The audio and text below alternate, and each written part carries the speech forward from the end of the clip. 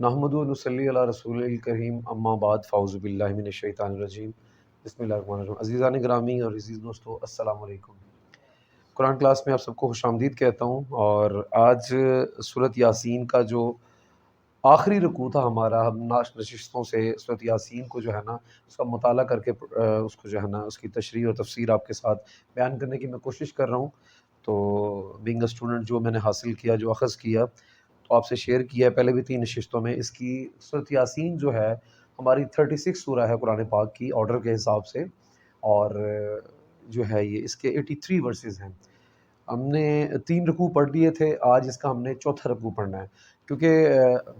بہت سی نشستوں میں ہر بار کوئی نہ کوئی ایک دو سکپ ہوتا ہے، تو میری کوشش یہی رہتی ہے کہ ہر دفعہ جب بھی رکوع سٹارٹ کیا جائے یا لیکچر سٹارٹ کیا جائے، لاسٹ گلمس کو اس لیے ایڈ کیا جاتا ہے تاکہ، کیونکہ یہ بہت امپورٹنٹ سورہ ہے جس کو نبی مہربان صلی اللہ علیہ وسلم نے قرآن پاک کا دل بھی کہا ہے،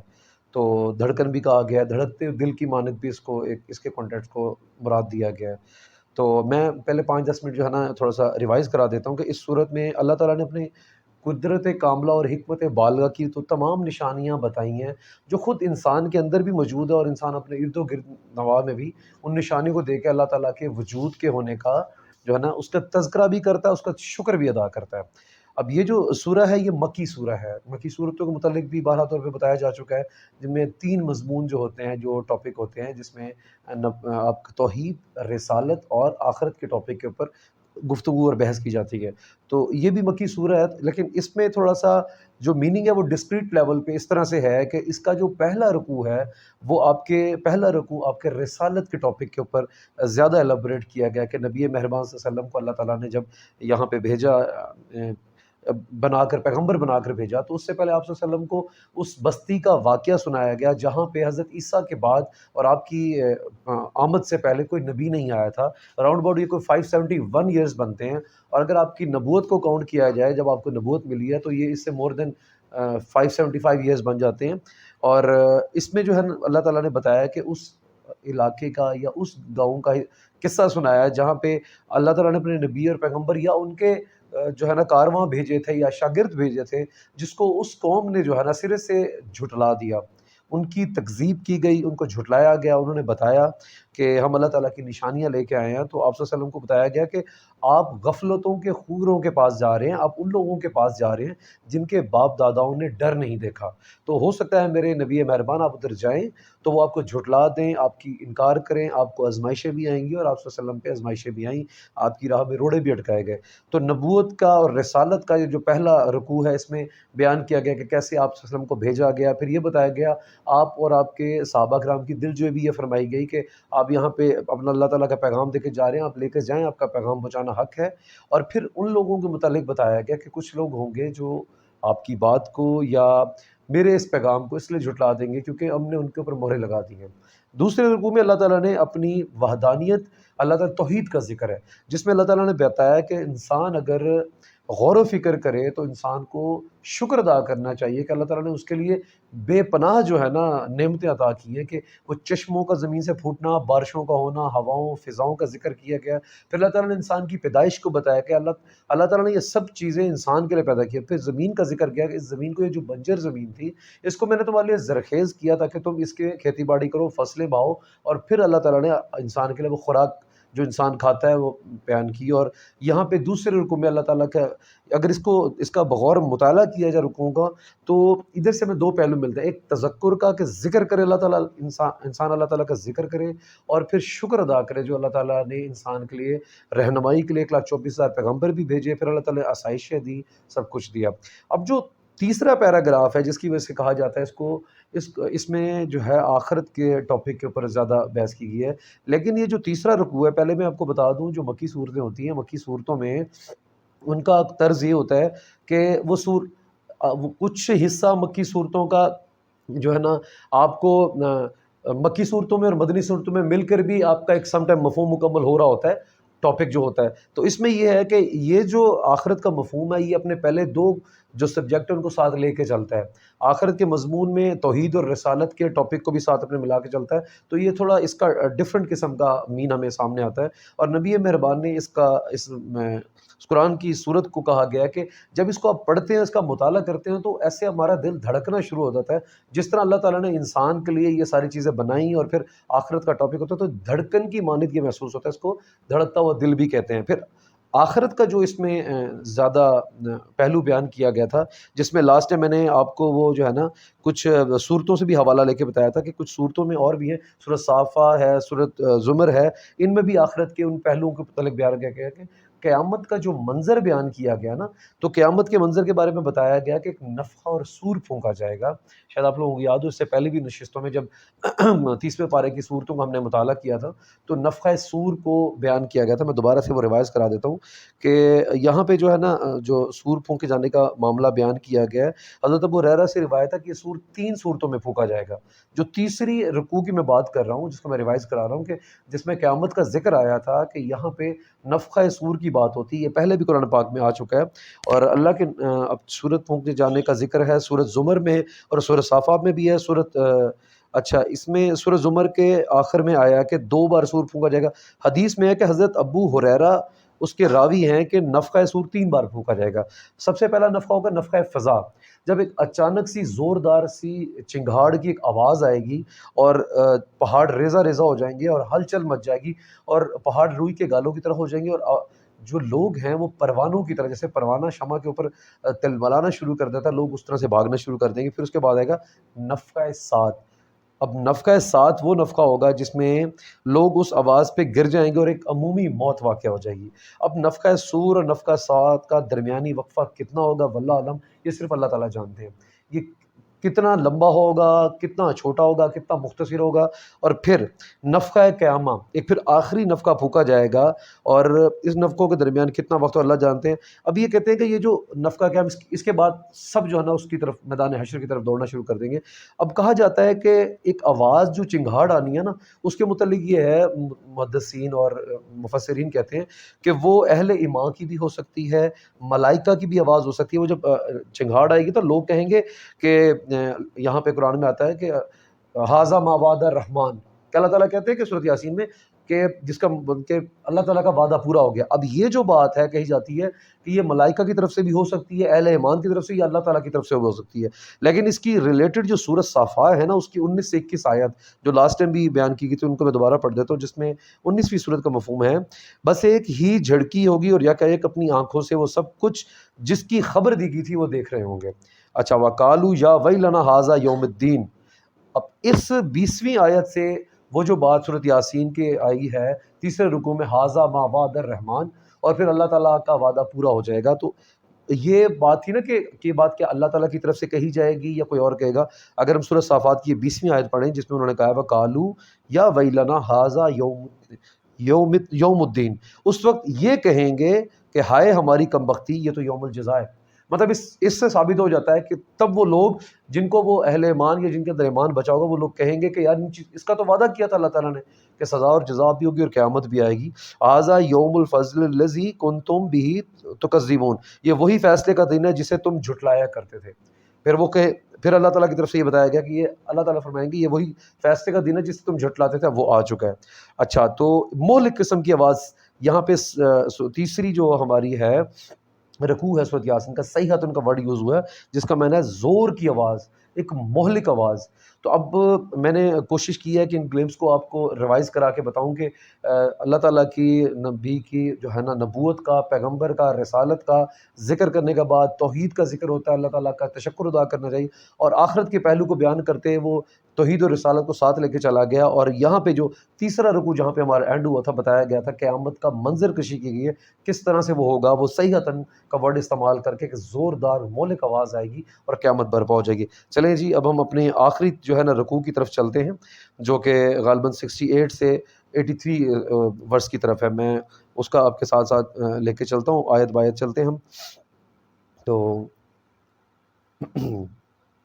چوتھا رکوع جو ہے ہم آج ہماری نشست میں ڈسکس کرتے ہیں۔ وَمَن نُعَمِّرْهُ نَنكِسْهُ فِي الْخَلْقِ أَفَلَا يَعْقِلُونَ، جس شخص کو ہم لمبی عمر دیتے ہیں اس کی ساخت کو ہم الٹ ہی دیتے ہیں، کیا یہ حالات دیکھ کر انہیں عقل نہیں آتی؟ اب یہاں پہ بیان کیا گیا، اللہ تعالیٰ نے کہا ہے کہ جب انسان بوڑھا ہو جاتا ہے نا، تو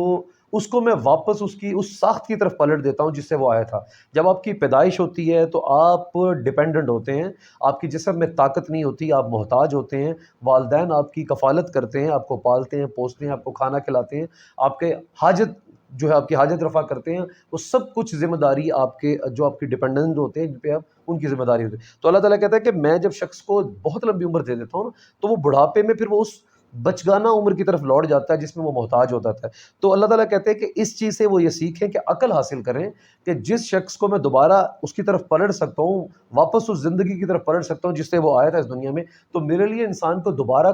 پیدا کرنا یا قیامت کا برپا کرنا یا دوبارہ زندہ کرنا اتنا مشکل نہیں ہے۔ اس کا یہ مفہوم نکلتا ہے۔ اگلی آیت میں آتا ہے وَمَا عَلَّمْنَاهُ الشِّعْرَ وَمَا يَنبَغِي لَهُ إِنْ هُوَ إِلَّا ذِكْرٌ وَقُرْآنٌ مُبِينٌ۔ ہم نے اس نبی صلی اللہ علیہ وسلم کو شعر نہیں سکھائے اور نہ شاعری اس کو زیب دیتی ہے، یہ تو ایک نصیحت اور صاف پڑھی جانے والی کتاب ہے۔ آپ صلی اللہ علیہ وسلم جب اپنا نبوت کے بعد اللہ تعالیٰ کا پیغام لے کر جاتے ہیں تو بہت سارے لوگوں نے آپ کو دیوانہ کہہ دیا، معاذ اللہ کہا، جھوٹا کہا، یا کہا یہ خود سے من گھڑت باتیں لے کے آتا، اور کسی نے کہا یہ تو شاعر ہے، شاعری سناتا ہے۔ تو اللہ تعالیٰ نے خود نبی صلی اللہ علیہ وسلم کی اس قرآنی آیت سے لوگوں کی تصحیح کر کے بتایا ہے کہ بیک سپورٹ دے کے کنفرم کر دیا، ٹھپا لگا دیا کہ بھائی اس نبی کو شاعری سوٹ نہیں کرتی، یہ جو کلام پڑھ رہا ہے خالصتاً میرا کلام، اور یہ جو بھی باتیں کر رہا ہے یہ کوئی دیوانگی نہیں ہے، یہ وہ باتیں ہیں جو تم پر فرض ہیں، اور رہتی دنیا تک میں نے تمہارے لیے یہ ایک سبجیکٹ بتا دیا ہے، کورس بتا دیا، تم نے اس کے اوپر چلنا ہے۔ تو اللہ تعالیٰ نے خود نبی مہربان صلی اللہ علیہ وسلم کو یہ آیات بتا کر وہ سپورٹ کیا ہے اور عقل والوں کے لیے نشانیاں دی ہیں۔ آگے لِيُنذِرَ مَن كَانَ حَيًّا وَيَحِقَّ الْقَوْلَ عَلَى الْكَافِرِينَ، تاکہ وہ ہر اس شخص کو خبردار کر دے جو زندہ ہو اور انکار کرنے والوں پر حجت قائم کی جائے۔ یعنی جس کا دل زندہ ہوگا وہ ان نشانیوں کو اور اللہ تعالیٰ کے اس احکام کو، جس کا دل زندہ ہوگا، اہل ایمان ہوگا، وہ قبول کرے گا اور کہے گا کہ یار یہ اللہ تعالیٰ کا یہ پیغام ہے، یہ کوئی من گھڑت کہانی نہیں ہے۔ اور جو شخص حق کا طالبدار نہ ہوگا وہ پھر غفلت کی زندگی گزارے گا، اور اس کا انجام بھی اللہ تعالیٰ نے آگے بتا دیا ہے۔ اولم یروا انا خلقنا لهم مما عملت ایدینا انعاما فهم لها مالکون، کیا یہ لوگ دیکھتے نہیں کہ ہم نے اپنے ہاتھوں کی بنائی ہوئی چیزوں میں سے ان کے لیے مویشی پیدا کیے اور اب یہ ان کے مالک ہیں۔ اللہ تعالیٰ نے بتا دیا کہ جیسے میں نے انسان کے لیے نباتات انسان کے لیے زمین بنجر تھی اس کو زرخیز کیا، پھر اللہ تعالیٰ نے بتایا کہ میں نے یہ جو جاندار ان کے لیے، جانور ان کے لیے، کچھ جانور ان کے لیے سواری کے لیے مختص کر دی ہیں، اور کچھ ان کے لیے جو ان کو کھاتے ہیں اور اس سے زندگی بسر کرتے ہیں۔ تو یہ بھی نشانی ہے، اللہ تعالیٰ نے کہا ان کو بھی دیکھیں کہ یہ سب کچھ ان کے بس میں نہیں ہے، یہ میرے مالک کا کام ہے۔ آگے کہا گیا وَظَلَلْنَا لَهُمْ فَمِنْهَا رَكُوبُهُمْ وَمِنْهَا يَأْكُلُونَ، ہم نے انہیں اس طرح ان کے بس میں کر دیا، ان میں سے کسی پر سوار ہوتے ہیں اور کسی کا گوشت کھاتے ہیں۔ آگے وَلَهُمْ فِيهَا مَنَافِعُ وَمَشَارِبُ أَفَلَا يَشْكُرُونَ، اور ان کے اندر ان کے لیے طرح طرح کے فوائد اور مشروبات ہیں، پھر کیا شکر گزار نہیں ہوتے۔ اب پھلوں کا ذکر ہو رہا ہے کہ اللہ تعالیٰ نے کچھ پھلوں کا بتایا کہ کچھ پھلوں سے ہم مشروبات دیتے ہیں، جیسے انگور کا بارہا طور پہ قرآن پاک میں ذکر آتا ہے، کھجور اور انگور کا، کہ انگور سے اس قیامت میں اس جنت میں بھی بتایا جاتا ہے کہ آپ کو ایک پاک شراب طہور عطا کی جائے گی۔ تو دنیا میں بھی جو انگور پھل ہے اس کا قرآن پاک میں ذکر آیا کہ کچھ پھل ایسے ہیں جن کا یہ مشروبات تیار کرتے ہیں، ان سے میوہ جات بنتے ہیں، اور یہ ساری نشانیاں ہیں فَبِأَيِّ آلَاءِ رَبِّكُمَا تُكَذِّبَانِ، کہ آپ کے رب کی نعمتیں ہیں، اور پھر اس کو دیکھنے کے بعد بھی آپ اللہ تعالیٰ کی کس کس نشانیوں سے جو ہے نا سبق بھی حاصل کریں اور جھٹلا بھی نہیں سکتے۔ آگے ہے وَاتَّخَذُوا مِن دُونِ اللَّهِ آلِهَةً لَعَلَّهُمْ يَنصُرُونَ، یہ سب کچھ ہوتے انہوں نے اللہ کے سوا دوسرے خدا بنا لیے اور یہ امید رکھتے رہے کہ ان کی مدد کی جائے۔ اب جب نبی مہربان صلی اللہ علیہ وسلم کو اللہ تعالیٰ نے دنیا میں بھیجا تو اللہ تعالیٰ نے بتایا کہ وہ جو قصہ سنایا کہ میں نے پہلے بھی ان پر پیغمبر بھیجے تھے، پھر اللہ تعالیٰ کا حضرت عیسیٰ کے بعد ایک ناراضگی ہو گئی، اور اس پہ جو بنی اسرائیل پہ اہل کتاب پہ آتا تھا، اللہ تعالیٰ نے ان کے اوپر کافی عرصے تک کوئی نبی پیغمبر نہیں بھیجا، کہ جب میں ان کے اوپر نبی پیغمبر ان کے کارواں بھیجتا تھا تو یہ ان کو تکذیب کرتے تھے، سرے سے جھٹلاتے تھے۔ تو ان کا ہی ذکر کیا کہ ایسے لوگوں کے لیے کانوں پہ، آنکھوں پہ پٹی باندھ دی ہے، کانوں پہ مورے لگ گئی ہیں، اور ان کی گردنیں اس طرح تن گئی ہیں جیسے آپ کہتے ہیں نا کسی اونٹ کی گردن کو تن جاتی ہے، وہ دائیں دیکھ سکتا ہے نہ بائیں دیکھ سکتا ہے۔ وہ کہہ رہے ہیں کہ یہ سب نشانیاں دیکھتے ہوئے کہ اللہ تعالیٰ نے کیسے زمین سے چشمے پھوٹ رہے ہیں، گلیکسیز ہیں، آسمان ہیں، تارے ہیں، دن کا نکلنا، رات کا، دن کا چھپ جانا، رات کا پھر آ جانا، اور پھر جو بھی ان کے قریب کھلی آنکھوں سے وہ نشانیاں دیکھتے ہیں، اس کے باوجود جب وہ جھٹلاتے ہیں تو اللہ تعالیٰ کہتے ہیں کہ پھر یہ کیسے امید رکھتے ہیں ان کی مدد کی جائے۔ آگے کہا جا رہا ہے لا یستطیعون نصرهم وهم لا جند محضرون، وہ ان کی کوئی مدد نہیں کر سکتے بلکہ یہ الٹے ان کے لیے حاضر باش لشکر بنے ہوئے۔ اب بتایا کہ جب میں نے ان کو سب کچھ ادا کر دیا، جو کافر ہیں، جو منکر ہیں، انہوں نے وہ خدا اور بت بنا دیے، تو وہ ان کی کوئی مدد نہیں کر پائیں گے۔ اللہ تعالیٰ بتا رہے ہیں کہ وہ ان کے سامنے بس ایک وہ بت کی طرح بیٹھے ہوئے جن کو وہ پوج رہے ہیں اور ان کی کوئی مدد نہیں کر سکتے. یہ لوگ الٹے ان کے لیے حاضر باز لشکر بنے ہوئے ہیں, خود ہی ان کے پیچھے چل رہے ہیں. یعنی جن من گھڑت خداؤں سے یہ مدد کی امید لگایا بیٹھے ہیں, وہ ان کی مدد تو کیا, قیامت کے دن ان کا پورا لشکر ان کے خلاف گواہی دے گا, جیسا کہ قرآن کریم نے سورہ سبا اور سورۃ قصص میں بیان کیا کہ قیامت کے قریب آپ یہ دیکھیں کہ آپ کے عذاب ہی جو ہے نا گواہی دے رہے ہوں گے ہم نے ان سے جو جو کام لیا ہوگا. فردر کہا جا رہا ہے فلا یحزنک قولہم انا نعلم ما یسرون وما یعلنون, اچھا جو باتیں یہ بنا رہے ہیں وہ تمہیں رنجیدہ نہ کرے, ان کی اچھی اور کھلی سب باتوں کو ہم جانتے ہیں کہ اللہ تعالیٰ علیم ہے, بصیرت رکھنے والے. اللہ تعالیٰ کہہ رہے ہیں نبی مہربان کو بھی بتایا جا رہا ہے کہ یہ اگر آپ کو جھٹلا بھی دیتے ہیں, آپ کی باتوں کا انکار بھی کر دیتے ہیں, یا یہ سرے سے آپ کے اوپر الزام لگاتے ہیں, تو آپ کو رنجیدہ ہونے کی ضرورت نہیں ہے. اللہ تعالیٰ سب جانتا ہے. اللہ تعالیٰ کو جو ان کے دل میں مخفی ہے اور یہ جو ظاہر کر رہے ہیں اس سب چیز کا علم ہے. جو ایمان لا کر بھی, کلمہ پڑھ کر بھی اللہ تعالیٰ کے راستے پہ نہیں چلتے, اللہ تعالیٰ نے ان کا بھی ذکر کیا. 30ویں پارے میں ہے کہ آپ کے رائے کے برابر کوئی نیکی اور بدی ہوگی نا, اس کا بھی آپ کو بدلہ دیا جائے گا. تو یہاں پہ جو اعمال ہو رہے ہیں اس کا لا محلہ قیامت کے دن آپ کو رزلٹ مل رہا ہے. اور ہمارے نزدیک یہ پریزنٹ, پاسٹ اور فیوچر والی کہانی ہم نے اس کے 30 رکوع میں پڑھا تھا کہ اللہ تعالیٰ کے نزدیک وہ سب کچھ آنکھوں سے ہے کہ ایسے قیامت کا منظر ہو رہا ہے, ایسے ہو رہا ہے, میں دوستیوں کو جہنم میں جاتا دیکھ رہا ہوں, برے اعمال والے کفار کو, اور جو منکر لوگ ہیں اور جنہوں نے اچھے اعمال کیے وہ جنت میں جا رہے ہیں. جو اللہ تعالیٰ کے نزدیک ہے تو اللہ تعالیٰ کہہ رہے کہ منظر اللہ تعالیٰ کی آنکھوں کے آگے ہے. یہ ماضی, مستقبل, حال, یہ سب یہ ہمارے بنائے ہوئے قاعدے قوانین یا ہماری سمجھ بوجھ کے لیے, باقی اللہ تعالیٰ کے لیے منظر کلیئر ہے, کرسٹل کلیئر ہے. تو اب ہمارے دلوں میں کیا ہے, وہ دلوں کے مخفی راز بھی اللہ تعالیٰ خوب جانتے ہیں. انسان دیکھتا نہیں کہ ہم نے اسے نطفے سے پیدا کیا, پھر وہ سری جھگڑالو بن کر کھڑا ہو گیا. اب یہ جو لفظ ہے نا نطفہ, یہاں پہ قرآن پاک میں بہت سی جگہ پہ اللہ تعالیٰ نے انسان کی تخلیق کا ذکر ضرور کیا ہے. یہ چیز اس لیے بھی ہوتی ہے کہ آپ کو, اسے کہتے ہیں کہ سم ٹائم اللہ تعالیٰ انسان کو اس طرح بھی لیا جا سکتا ہے کہ انسان کو اس کی بیس یا اس کی اوقات یاد کرا کر یا یہ بتاتا ہے کہ تم کیا چیز تھے,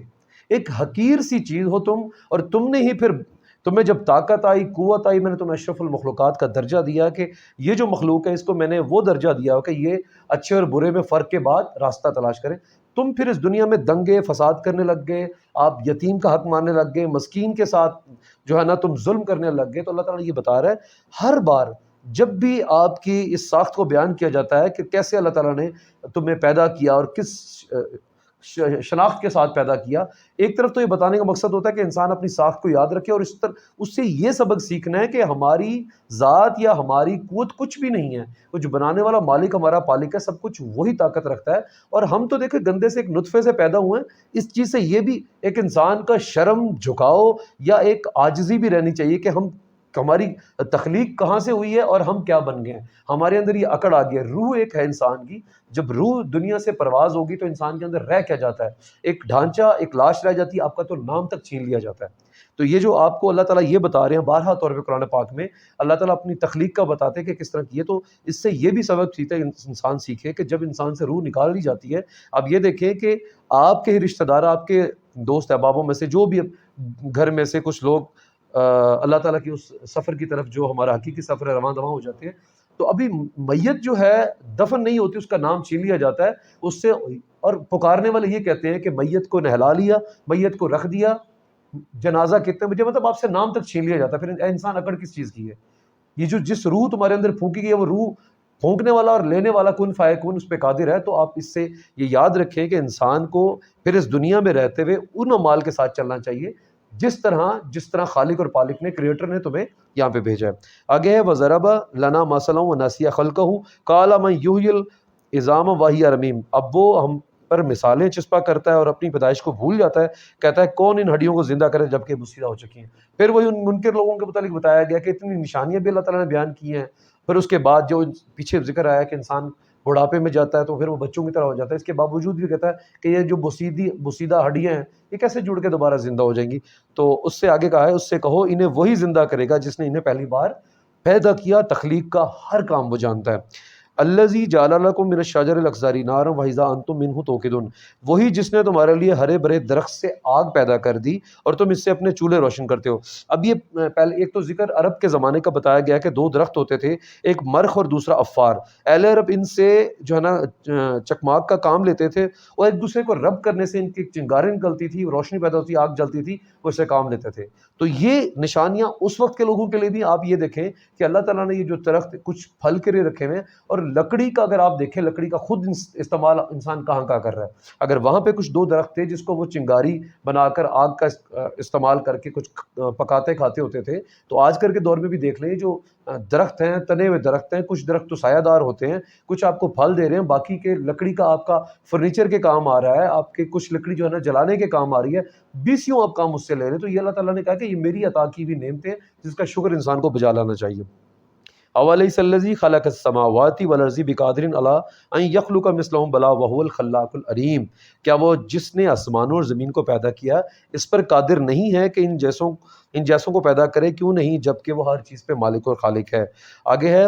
انما امرہ اذا اراد شیئا ان یقول له کن فیکن، وہ تو جب کسی چیز کا ارادہ کرتا ہے تو اس کا کام بس یہ ہے کہ اسے حکم دے کہ ہو جا، وہ ہو جاتی ہے۔ مطلب کن فیکون کہنا اللہ تعالیٰ کے بس، اللہ تعالیٰ نے اتنا کہنا اور کام ہو جانا ہے۔ آخری جو ورسز میں فسبحان الذی بیدہ ملکوت کل شیء والیہ ترجعون، پاک ہے وہ جس کے ہاتھ میں ہر چیز کا مکمل اقتدار ہے اور اس کی طرف تم کو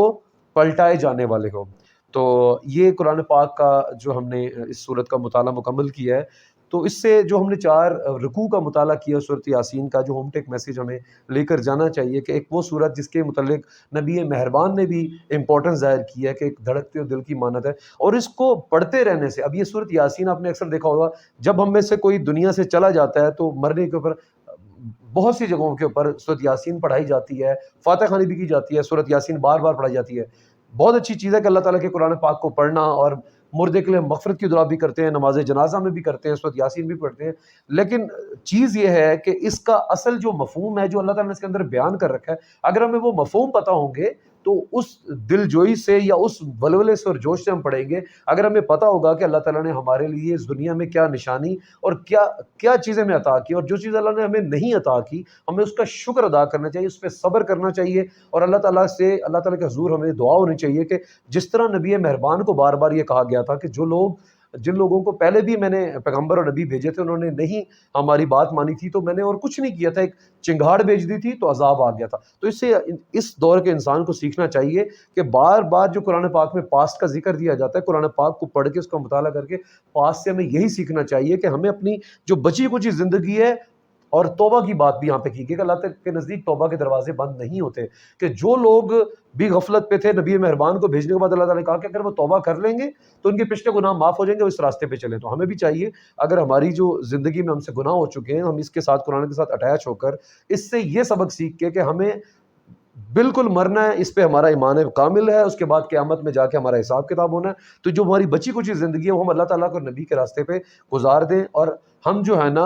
اپنی زندگی کو اس طرح سے گزاریں جس طرح سے وہ مالک چاہتا ہے، اور جس طرح سے اللہ تعالیٰ نے ہمیں بار بار اپنی نشانیوں کو ذکر کر کے کہا ہے کہ یہ سب ہے بھی تمہارے لیے اور اس کا آگے بھی اجر ہونا ہے۔ تو دعا اللہ تعالیٰ سے اس سے جو ہم نے اس صورت کو پڑھ کر جو پڑھا، جو سیکھا اور جو میں نے ڈلیور کرنے کی کوشش کی، اس میں کوئی غلطی کوتاہی ہو گئی ہو، میرا مالک ہمیں معاف فرما دے اور ہمیں قرآن پاک کو زیادہ زیادہ پڑھنے کی اور اس کو علم کو پھیلانے کی توفیق عطا فرمائے۔ وما علینا الا البلاغ المبین۔